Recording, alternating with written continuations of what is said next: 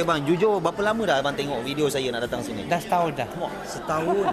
Daripada Kuantan. Hari ni baru peluang nak datang jumpa abang makan king crab. Okey, first impression terperanjat tak tengok besar macam ni? Besar betul bang. Besar bang Besar lengan. Dah besar lengan. Okey, kalau gitu kita nak tengok abang makan boleh king crab. Oh, ini dah siap potong ah? Dah siap potong bang. Oh, okey baik. Itu garlic dia dah siap potong Lembut tak bang? Lembut. Juicy.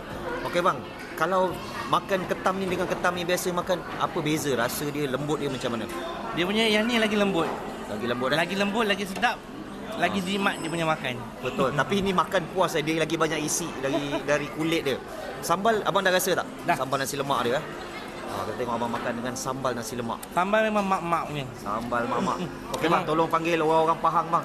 Orang Kuantan, orang Pahang makan dekat nasi lemak lobster JB. Memang terbaik. Terima kasih Paling banyak. sedap sekali. Murah pun murah. Alhamdulillah. Terima kasih bang sudi datang di jauh. Setahun mengidam saya punya king crab Setahun. Setahun. Okey, so yang mana nak makan king crab yang macam tu ni, dia order yang paling mega, 4 kaki, 598. Itu berat 2 kilo. Ni kita ada lagi table ni. Kita nak tanya. Assalamualaikum mak, apa khabar? Salam. Dari mana? Dari Kuantan. Dari Faham? Kuantan. Ya. Oh, sama dengan belakang daripada Kuantan juga. Yelah, itu kan akak dah beritahu awak Betul. Okey, macam mana saya punya ketam besar tak kak? Besar. Boleh ambil makan seorang Tak makan dengan anak. Ramai-ramai lah. Kita nak tengok mak potong boleh ke ketam dia?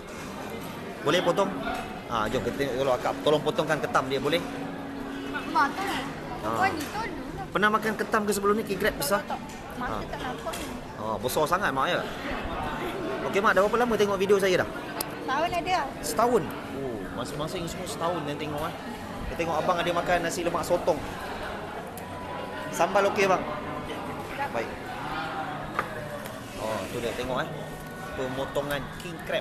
Dia anak kuat Ya, ini tangan nak kena kuat potong dia. Boleh tengok sikit dia potong king crab untuk mak. Oh. Berapa hari kat Johor mak?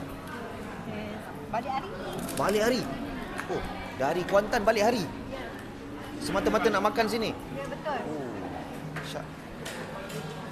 Dahsyat. Okey, kita tengok isi dia. Tu dia. Oh, cantik lah. Okey, boleh angkat semua. Okey mak. Oh, dalam dia ada tulang halus Tak tarik je. Slow je. Okey. Okey mak. Kita tengok mak makan. Hijau apa? Boleh. Itu yang kuning tu mak. Dia punya garlic sauce buttermilk. Ya.